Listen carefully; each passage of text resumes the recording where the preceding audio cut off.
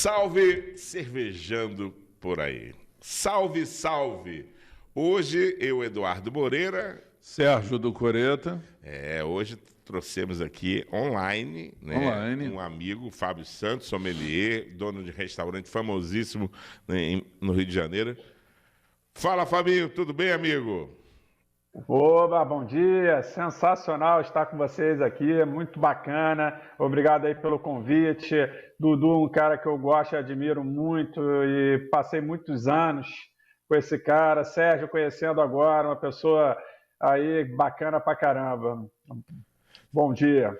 Bom dia. Fabinho, olha, quando eu falei com o Sérgio, eu falei, Sérgio, eu vou trazer um amigo que me alertou o mundo da cerveja artesanal. Porque eu, como ignorante da cerveja, só consumidor nato, isso eu sou bom. Nunca neguei. O Fábio foi uma referência para mim. E quando eu comecei a conhecer as pessoas aqui em Petrópolis, referente à cerveja artesanal, todo mundo fala, pô, Fábio Santos, caramba, do Adega do Pimenta, como é que chama? O Fepper. O Fepper. Fepper. E o Fabinho, um cara que viajou o mundo, vamos conhecer um pouquinho do Fabinho. Pelo pouco que eu fui apresentado aqui, é uma pessoa que bebe cerveja há mais de 20 anos. Bom, eu tenho 63 e eu acho que eu bebo cerveja desde os 15. Se você considerar que o que eu bebi era cerveja, tá certo? É um outro departamento, né? A cerveja, aquele negócio que a gente bebia, né? Há 50 anos atrás, a gente até chamava de cerveja. Mas eu, por exemplo, eu considero que eu passei a beber cerveja de 2012 para cá. Foi quando eu conheci o universo da cerveja. E o Fábio bebe há mais de 20, né? Em 2012 eu estava fazendo curso sommelier de cerveja da Domens Academy aqui no Rio de Janeiro. Primeiro curso, né, que teve no Rio de Janeiro, foi a primeira turma, na verdade. Primeiro curso, primeira turma. E essa turma foi muito bacana, que foi uma turma formada por pessoas que já trabalhavam na área, pessoas que já produziam cerveja na panela. Então, e todos eles, praticamente, que fizeram aquela turma, até hoje estão no mercado cervejeiro aí, até hoje eles fazem parte desse cenário de construção desse mundo cervejeiro, que a gente fala de cervejas artesanais, vamos dizer assim. O Fábio, você é de uma escola, principalmente o seu pai, que é um expert, né, de comida com cerveja. Para mim é um dos melhores chopes da Brahma, né, e vocês são parceiros da Brahma há muito tempo. O Adega do Pimenta era uma referência, é uma referência no Rio de Janeiro, né? E o que te chamou a atenção da cerveja artesanal? Bom, eu comecei assim, na parte de degustação, conhecendo vinhos. Eu tinha uma necessidade muito grande no restaurante de fazer uma carta de vinho, então isso eu tive que buscar na prática, conhecer na prática como é que eu escolhia vinho, como é que eu ia fazer uma adega de vinho, como é que eu ia fazer a seleção de vinho, qual tipo de vinho. E aí, necessariamente, você tinha que degustar, fazer uma análise sensorial, conhecer aquele produto. E, tecnicamente, eu fui a aquelas degustações de vinho e tudo mais. Isso começou a abrir meu leque de percepção sensorial mesmo, de análise, para beber a bebida de uma forma diferente. Mas vinho nunca foi realmente a bebida que eu gostava. Eu bebia, me achava legal, toda aquele mise-en-scène, toda aquela coisa que a gente fazia.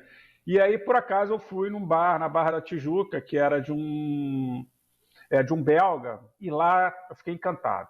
Centenas de cervejas da Bélgica, cervejas que eu não podia nem imaginar que existiam, e comecei a provar, fiquei embriagado, com certeza, porque aquelas cervejas natural.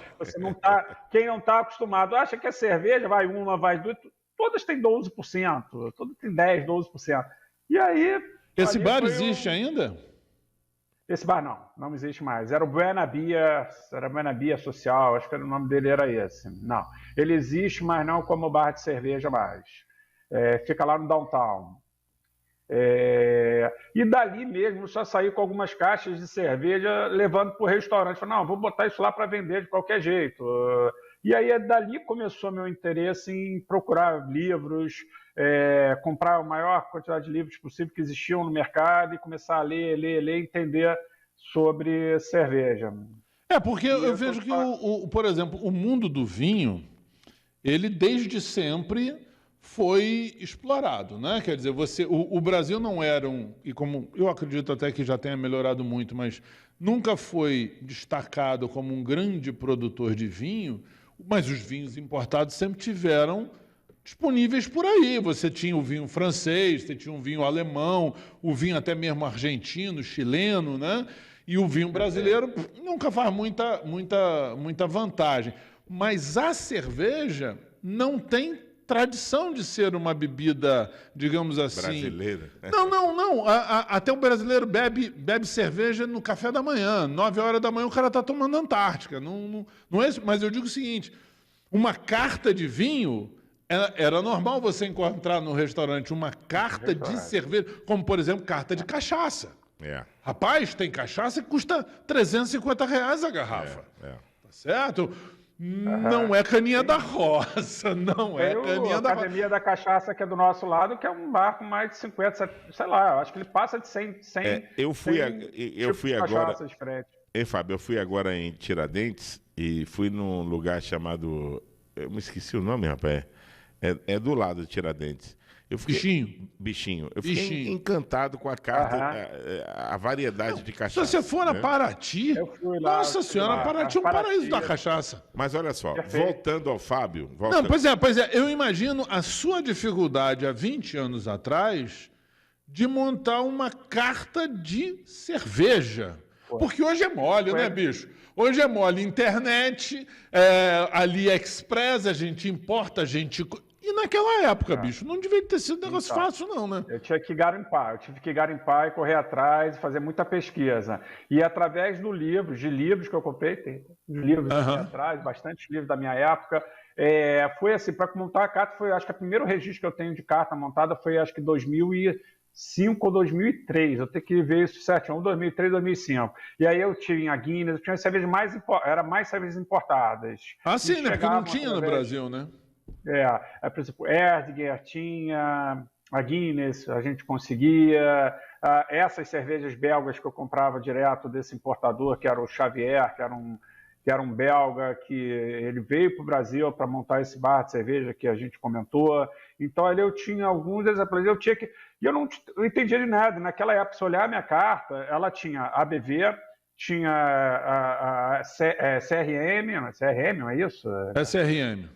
CRM, exatamente. E ela tinha lá qual era a tonalidade, quer dizer, CRM, tudo. Então ela era detalhada em termos de coisas que eu buscava no livro. E coisas que só fui aprender praticamente quase 10 anos depois, tecnicamente, na escola mesmo, fazendo curso com a Silene da Dominus Academy.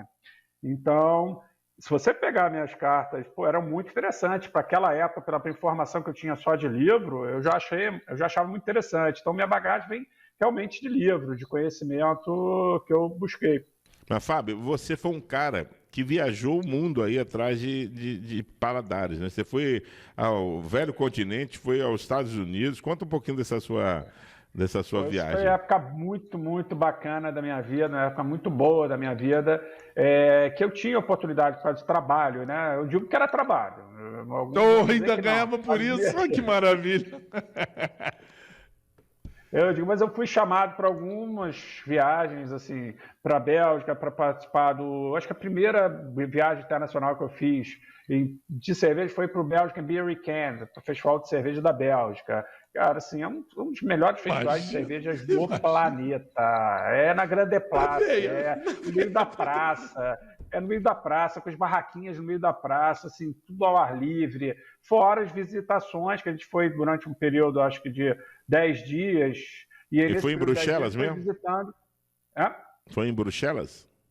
Foi em Bruxelas, mas quer dizer, a gente ia para as cidadezinhas, Ghent, as cidadezinhas onde tinha cervejaria. Então, todo dia a gente pegava uma van, um micro-ônibus. Esse micro-ônibus tinha uma galera muito legal, porque foi do Brasil, selecionada do Brasil todo. Aqui do Rio tinha o Leonardo Boto, tinha o Baião, que é de um bar também de cerveja no Rio de Janeiro. Tinha galera de São Paulo, tinha representantes do Brasil todo que vendiam cervejas artesanais.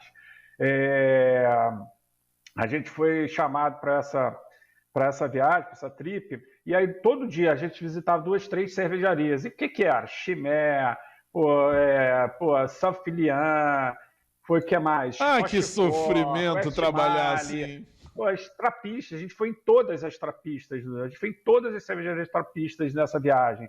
Então, foi um paraíso. Essa foi a primeira viagem internacional. E aí, dali, eu falei, não, é isso que eu quero para minha vida, é viajar, vendo cerveja, eu acho mó barato isso. E aí eu fui para a Alemanha, porque eu fui conhecer a Paulaner, fui claro, tive que ir na Oktoberfest, aí eu fui no maior festival de cerveja nos Estados Unidos, que é no Colorado, que é em Denver, né? Que é o Denver Great American Beer Festival. Cara, que são todas as cervejarias dos Estados Unidos lá, é gigantesco o Mas deixa eu te espaço. fazer uma pergunta. Qual a diferença de referência para quem está viajando no teu mundo encantado que você foi, do velho continente para o americano? O que você achou, tanto de sabor quanto de colocação comercial? Tradição, né? Assim, Alemanha, Bélgica, eles são muito tradicionalistas, eles não mexem, não são muito invencionalistas, vamos dizer assim, eu nem sei se essa palavra existe.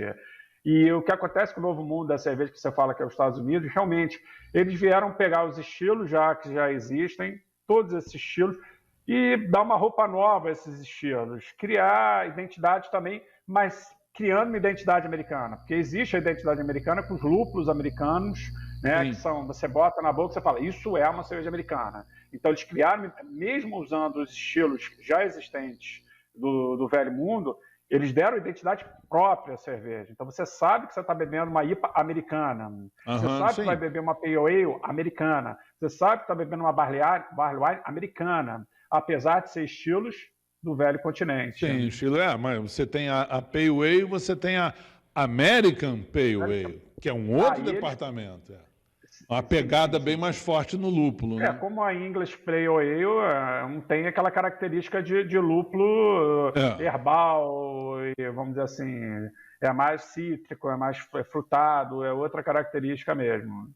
O americano tem muito do regionalismo dele, né? Ele usa os produtos da região. Ele vai usar o lúpulo dele, que se dane o lúpulo inglês, o lúpulo alemão, ele vai usar o dele, ele vai usar o milho, porque ele planta, que se dane a lei de pureza alemã. Não, nada disso, eu vou usar o que eu tenho para usar.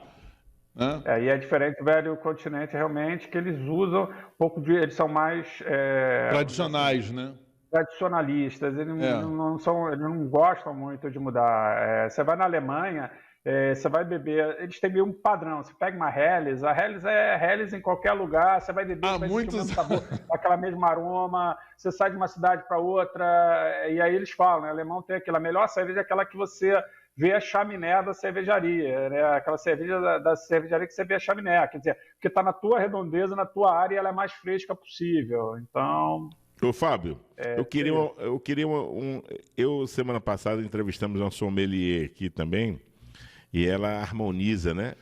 A pegada dela é mais na harmonização de cerveja com comida. Cerveja. E eu peguei com ela e falei, cara, eu tomei a cerveja de trigo, mas não gostei de jeito maneiro. O trem ruim, cara.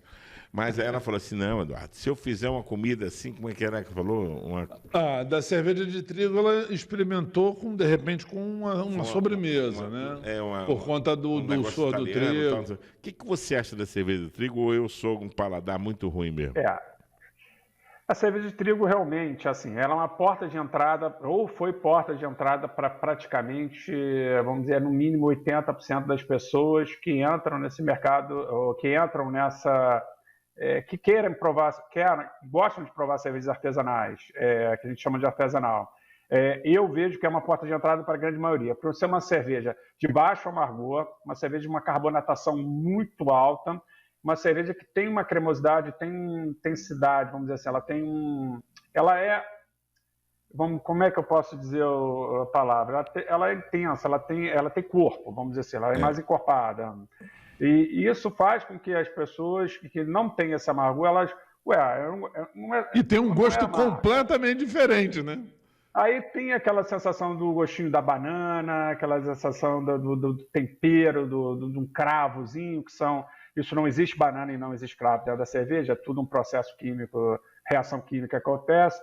E aí ela bebe aquela cerveja e aí ela agrada mais do que uma cerveja amarga. e ali é a porta de entrada para muita gente. Mas, particularmente, aí você perguntou, Fábio, é uma cerveja que eu não tenho hábito de beber, por me achar que empapuça, uma cerveja que precisa ser encorpada. Isso é uma verdade. A carbonatação dela também empapuça.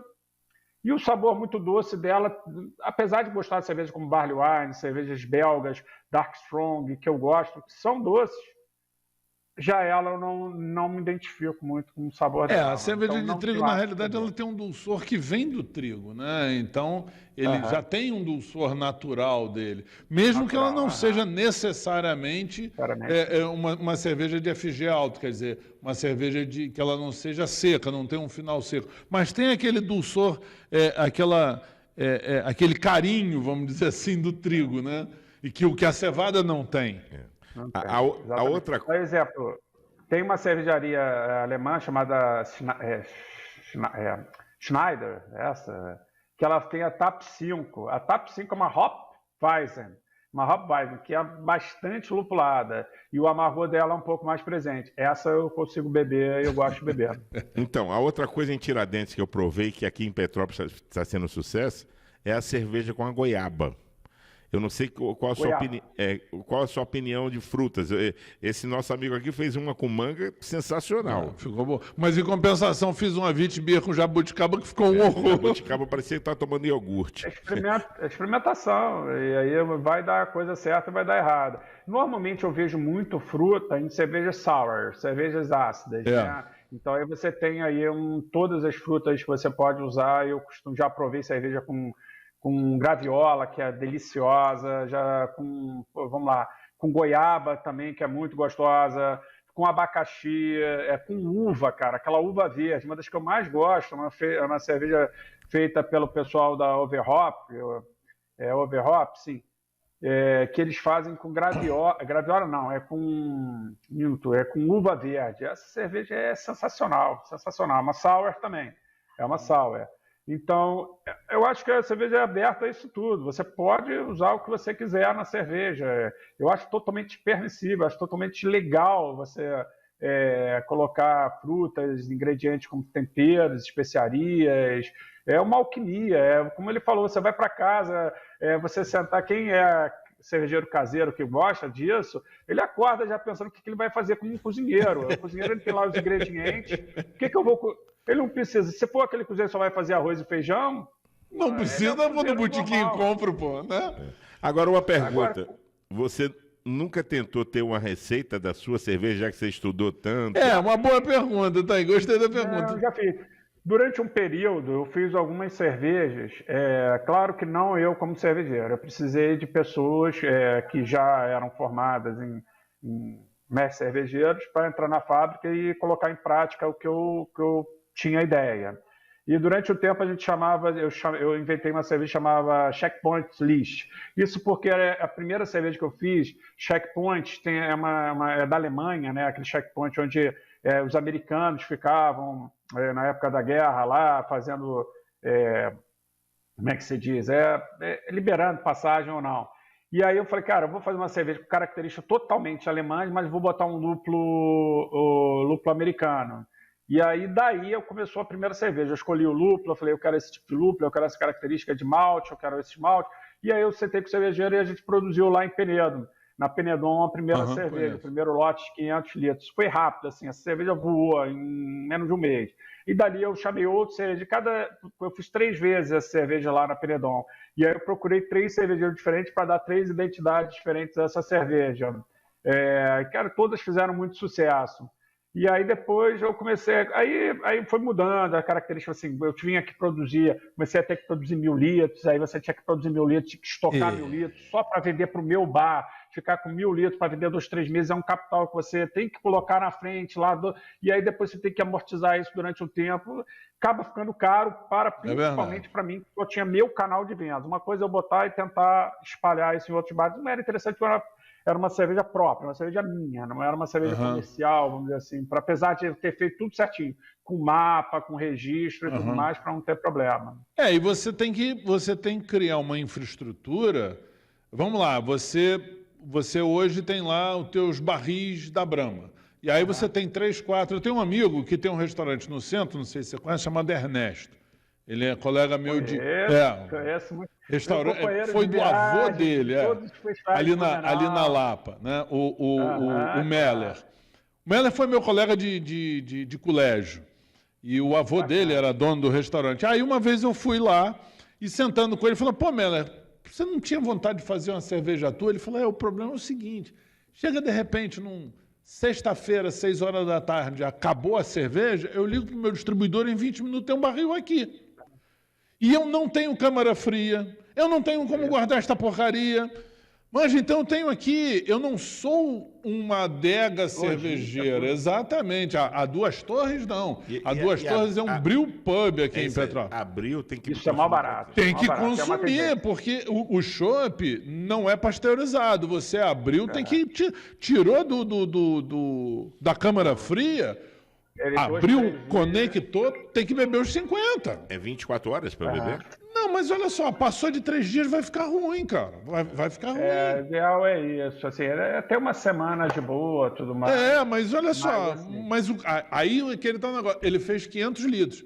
500 litros, irmão, são 10 barris, tá? 1000. De 50. 1000 litros são 20 barris de 50, eu tenho que ter uma câmara fria para guardar. Agora, Fábio... E aí fica caro. Deixa eu te fazer outra pergunta. Aí você entrou nesse mundo e você tem um restaurante que o forte é o joelho defumado, aquelas coisas maravilhosas. Mesmo, precisamos conhecê-lo. Um tira-gosto a dar de pau, tudo top. Aonde é o teu restaurante? Você falou que tem 2, né? Exatamente, a gente tinha família, trabalha com meus irmãos, meu pai, que começou tudo, na verdade não é o alemão. Meu pai era um habitué, também bebia muita cerveja, e ele era habitué desse restaurante que fica em Santa Teresa, chamada Adega de Pimenta. E lá ele saía do trabalho e ia direto para lá para beber com os amigos. Então ele tinha a mesa cativa lá. E lá é um restaurante típico alemão, onde ele conhecia o dono, que era o Pfeffer, Rolf Pfeffer. Era uma pessoa muito conhecida ali em Santa Teresa, era um bar muito tradicional, ele já tem 40 anos hoje, a Adega Pimenta, e meu pai trabalhava e ia para lá. Então ele frequentou durante até a aposentadoria dele, até ele ter a oportunidade de se aposentar e oferecerem para ele, depois da morte do alemão, comprar o restaurante, comprar a... Nossa! E aí, cara, o lugar que eu mais passo o tempo da minha vida fora do trabalho, eu acho que é aqui. Então, e ele falou, não vou parar de trabalhar, vou continuar trabalhando. E aí ele foi para casa, refletiu com a minha mãe, vou comprar, pronto. E resolveu comprar a Adega de Pimenta em Santa Teresa. E aí, logo depois, ele veio conversar comigo. Eu já tinha planos, eu gostava de comércio, eu já conversava com ele, apesar de estar fazendo faculdade e fazendo estágio, eu já conversava com ele sobre negócio, sobre abrir uma empresa, abrir um bar, alguma coisa nesse sentido. E aí ele falou, cara, vambora, vamos se juntar. Aí eu larguei estágio. Não, estágio que eu tenho que fazer com meu pai. Isso aí já passaram 30 anos já, passaram 30 anos. E daí... aí 10 anos depois que ele comprou lá, houve a oportunidade de abrir um negócio lá no Leblon, que é o Herr Pfeffer, onde hoje eu fico. Então eu fiz todos esses 10 anos praticamente de estágio com meu pai lá, aprendendo com ele tudo que tinha que aprender, para depois a gente abrir no Leblon, onde eu fico. Aí realmente comida alemã é isso, é joelho de porco. Mas aí comida alemã sem cerveja não existe. Aí vem a minha pergunta. Você ingressou uma carta de cerveja artesanal, principalmente no do Leblon, não é isso? No Leblon. Como é que está hoje? Aí veio pandemia, todo mundo teve que se reinventar, né? Como é que está hoje as duas casas e qual produto? Você também vende artesanal ou está na cerveja de combate? Vendo, não. A gente não deixa de ter a Brahma, a cerveja Brahma, o chopp da Brahma, né? Principalmente o chopp da Brahma. Ainda existe um mercado muito forte para esse tipo de bebida. Não estou aqui para nadar contra a corrente, apesar de lá atrás implementar e ser um dos caras que... Cara, eu sinto orgulho disso, de falar que eu ajudei muito esse mercado dentro do Rio de Janeiro, de difundir a cerveja artesanal dentro do Rio de Janeiro. Eu fiz muitos lançamentos de cerveja lá dentro, muito lançamento, quer dizer, os cervejeiros que se chamavam de ciganos na época, que existia muito cigano acontecendo, era um cenário de toda hora aparecia um cigano novo, e eles, pô, onde que eu vou botar minha cerveja? Como é que eu vou fazer, cara? A minha casa era porta aberta, eram poucos bares de cerveja no Rio de Janeiro. Eu fui um dos primeiros, então quer dizer, a minha porta era aberta. Então, cara, quer fazer um lançamento? Vamos lançar a cerveja lá. Então, bota o chopp lá, a gente engatava o chopp, e aí chamavam as pessoas, vamos embora, aqui é o lançamento da cerveja do fulano de tal. Então, aí, cara, muita cerveja nova aconteceu durante esse tempo lá. E esse foi um tempo muito bom, por exemplo, eu garimpava cerveja, conhecia coisas novas e trazia sempre em viagem, por exemplo, para Blumenau, Festival Brasileiro de Cerveja. Eu fui 9 anos seguidos para o Festival Brasileiro, mas eu ia lá realmente garimpar, procurar, ver o que estava acontecendo de cerveja trazer para o Rio, né? E trazer para o Rio de Janeiro. Então, eu vinha, às vezes, na bagagem. E muitas das vezes era negociação com o stand, falar, cara, você é cervejaria de tal lugar, poxa, como é que a gente faz para trazer tantas cervejas para o Rio de Janeiro? E aí foi isso que aconteceu. Eu imagino, você vê o Brasil, né? O Brasil é um país do tamanho de um continente, né? Então, e a regionalidade brasileira é um negócio espetacular.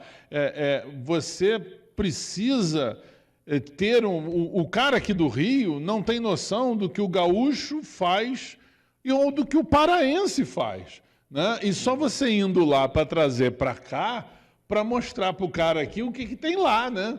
E aí realmente é o que você falou, é garimpo, não tem jeito.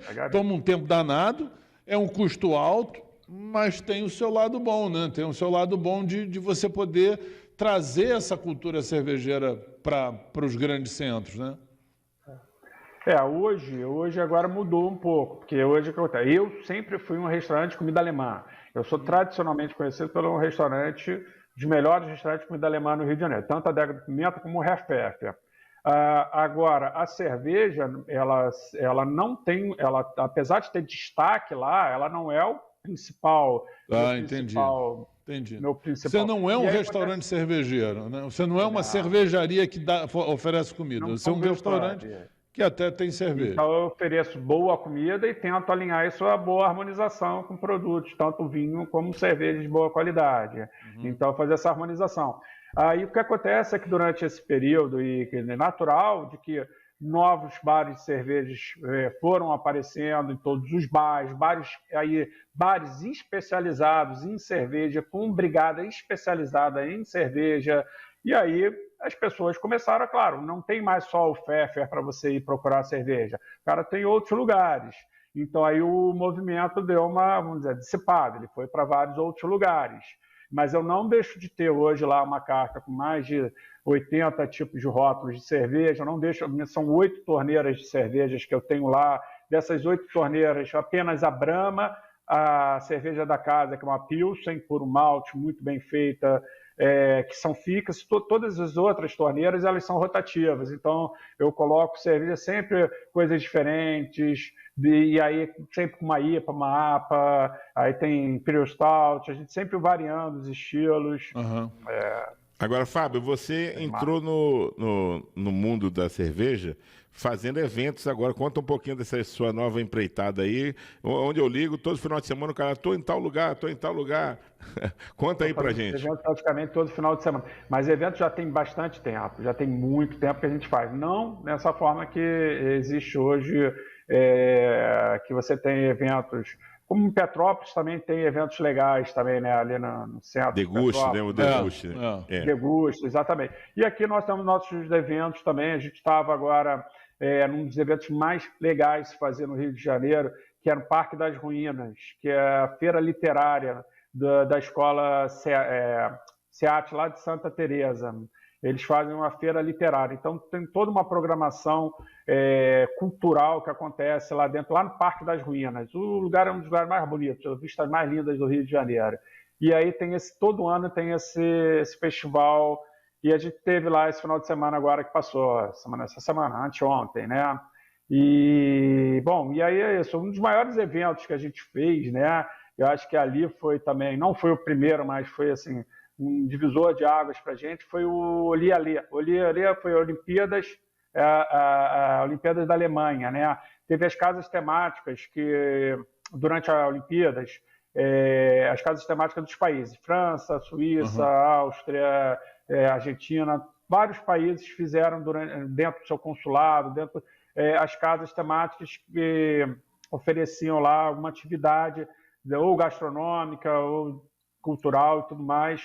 E a Alemanha, ela construiu um espaço muito grande na Praia do Leblon, ali no Jardim de Alá, onde tinha telão aparecendo as atividades das Olimpíadas, onde tinha um palco que eles faziam apresentações, faziam vários tipos de coisa, e tinha um restaurante da Adega de Pimenta lá.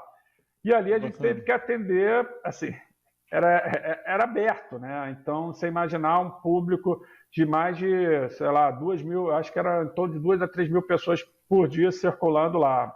Isso aí foi um divisor de água de eventos. Ali a gente teve que aprender na marra muita coisa, teve que aprender muito tudo, e foi em loco ali, foi aprendendo, tomando porrada e aprendendo, e tipo assim, deu tudo certo. Foi maravilhoso. Graças a Deus. Foi a melhor casa temática, foi eleita por votação a melhor casa temática do Rio de Janeiro, dos países, né? Deixa eu te fazer uma pergunta. Você já participou de algum concurso de cerveja? Concurso? Como juiz? De cerveja? Então, eu fiz com o Marcelo Aquino, o primeiro curso de cerveja artesanal. Não, concurso. Concurso como juiz? Fazendo jurado? Como juiz. Sim, alguns muito pequenos, mas fiz alguns concursos, eu tive pioneiro, tentando lembrar os nomes aqui, alguns não existem nem mais, mas assim, da Serva Carioca eu fiz algumas vezes, da Serva Carioca, que é mais para quem faz cerveja na panela, e outros concursos pequenos. Aí Como é que é o presidente de Serva? Como é que é o Kaique Costa? Conheceu o Kaique? Conhece o Kaique? Conheço. A figura... Kaique, outro dia apareceu perdido na porta aqui de casa, onde eu moro. Eu falei, o que você está fazendo aqui? Não, minha esposa tem um curso aqui, não sei o quê. Kaique é uma figura. Numa moto pequenininha. Eu falei, que essa moto te aguenta, cara? Aguenta, cara? Kaique é uma figura. Da minha casa.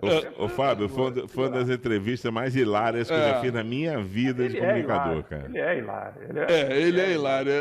Foi o nosso terceiro entrevistado logo no lançamento do podcast. O Kaique é um amigão mesmo, muito legal. Eu nem sei se ele continua produzindo cerveja. Ele tem uma cerveja que é a Candanga, mas ele é cigano, ele não tem planta. Mas ele é muito louco, cara. Na pandemia ele fez uísque, ele fez queijo, linguiça. Ele é muito louco, ele não bate bem, não. Não, dizem que tem uma história, eu não sei muito certo, tem que contar isso de novo, perguntar ele novamente. Mas numa das viagens da Serva, acho que para o interior aí do Rio, alguma coisa que eles fazem no festa, né? Eu acho que o ônibus deu problema, aí ele ficou chateado com o motorista, lá pegou a chave do ônibus, isolou, perdeu o chave, cara, deu Mas ele contou uma história pra gente que eu ri tanto, que confundiram ele com um ator hollywoodiano, aquele que fez a despedida de casamento em Las Vegas, sabe? Se beber não case. Beber não case. E aí a mulher dele falou, vai dar problema, o nego vai ver que, hoje a internet é muito, vamos ver que não é ele. Ele falou, enquanto estivermos todo bêbado falando inglês, vamos tocando. Bebeu, não gastou R$1, o pessoal fez selfie com ele. Eu dei muita risada, é muito figura. Mas, Fábio, cervejando por aí tem honra, né, cara, de estar com o Fabinho aqui. Bacana, Fábio, não conhecer você, é um prazer enorme conhecer você. Cervejeiro agora, sommelier, empresário. Mas fazer cerveja tu não quer não, né?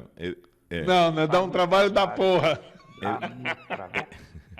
Prefiro abrir a garrafa, degustar com os amigos. Assim, eu falo sempre, pode me chamar para fazer cerveja. Eu vou ficar bebendo do seu lado, vou te dar uma força moral. Eu também, Fabinho. A gente pode conversar bastante sobre cerveja, mas assim... Tô com você. Não me chama para lavar a panela, não. Eu sei. Porque você sabe que o processo de produção de cerveja são 3 fases, né? A fase quente, a fria e a gelada. Você entra na gelada, né? Eu cuido, pode deixar, eu cuido da geladeira, eu levo as cervejas, mantenho o seu copo sempre cheio. E ainda leva um tira-gosto que você mão cheia, né? Agora, Fabinho, o que... prepara o tira-gosto, não vai faltar. 2023, quais são os seus planos aí profissionais para até o final do ano aí? Então, Dudu, eu, de certa forma, não estou tão ligado mais ao meio cervejeiro. Eu participo, eu conheço, eu leio alguma coisa, mas eu não é mais assim, eu não tenho mais essa influência que eu tinha do mercado, eu não participo mais ativamente nele, apesar de no restaurante vender produtos. Agora, em termos de negócios, continuar os eventos, que é uma coisa muito legal que a gente faz. A gente tem eventos muito bons que acontecem no Rio de Janeiro, vale muito a pena, outros nem tanto, mas que negócio, você tem que estar com a porta aberta. Se você estiver com a porta aberta, não vai chegar ninguém. E basicamente isso, continuar fazendo os eventos, dar atenção ao restaurante e à saúde agora. Eu acho que ultimamente eu tenho cuidado mais da minha saúde, eu tenho cuidado um pouco mais e dos dois filhos maravilhosos que você tem, né? Tem o Bernardo e Gabriel aí, um já é um homem, já está independente aí. Tá fazendo o quê? Economia, né? Economia? O Bernardo está fazendo economia, está fazendo economia na UERJ, exatamente.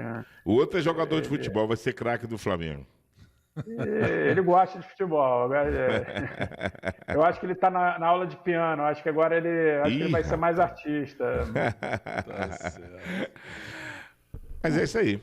Ok. Olha só, Fábio, um ponto está batendo aqui dizendo que o nosso... que é bom, dura pouco, né? Nosso tempo tá acabando. Eu queria que você fizesse... como é que as pessoas encontram você?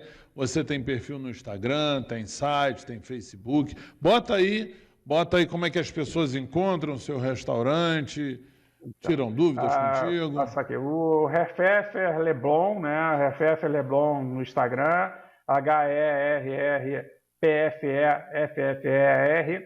Leblon, que é o restaurante que a gente tem no Leblon, e a Adega de Pimenta de Santa Teresa. Adega de Pimenta, você também no Instagram, lá são nossas principais mídias sociais, lá tem bastante foto, vai dar bastante água na boca, lá a gente sempre atualiza as cervejas que estão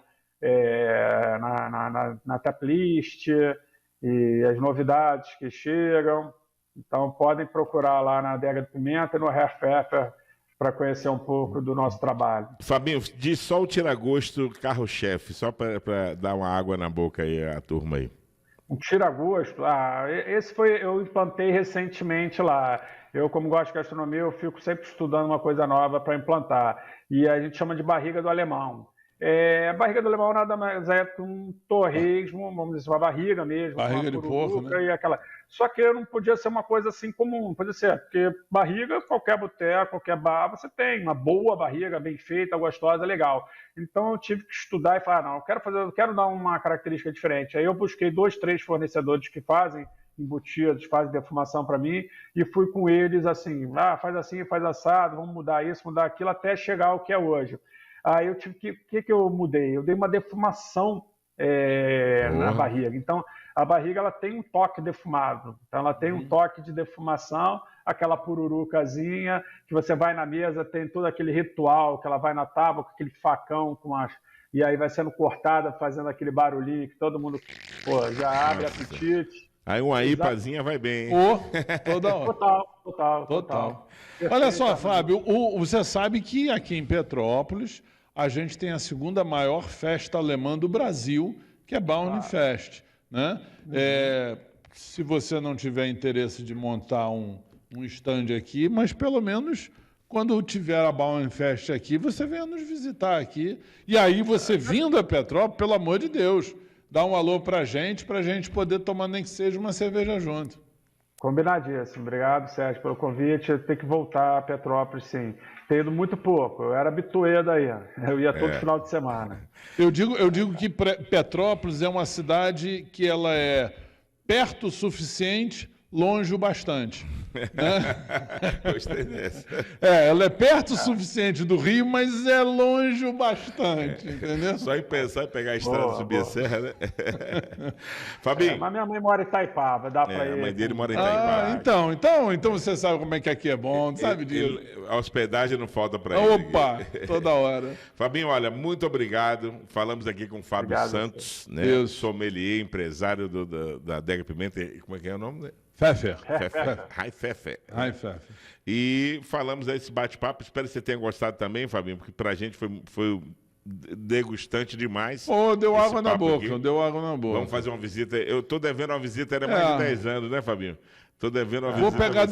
Vou pegar depois direitinho contigo o endereço. Quer dizer, nós vamos botar isso tudo aí depois na legenda do vídeo e fazer uma visita. Eu curto um pouco comida alemã.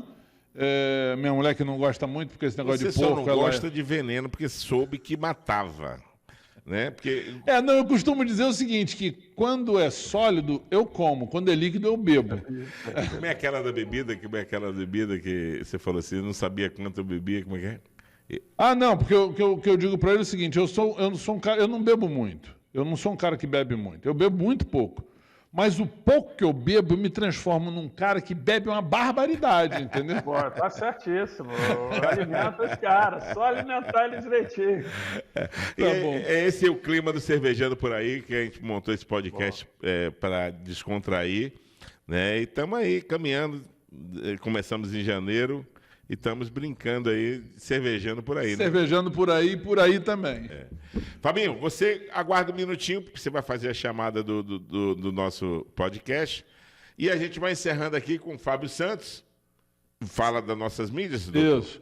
Cervejandoporaí.com.br nossas mídias no Facebook e no Instagram. E o canal Cervejando por Aí no YouTube. E tem também o nosso site, cervejandoporaí.com.br, onde você encontra isso tudo, encontra o blog do Cervejando, tem muita notícia boa, a gente tem um calendário de eventos, tem o próprio blog do Coreto com as minhas experiências nem sempre muito bem sucedidas, mas geral. Mas vale a pena você conhecer, porque eu falo, inclusive, sem vergonha nenhuma, falo até dos insucessos, que é para você não fazer a mesma bobagem, exatamente. Então, cervejandoporaí.com.br é o nosso site. É isso aí. Clica aí, dá moral pra gente, se inscreve. Valeu? Um abraço, valeu, até a próxima.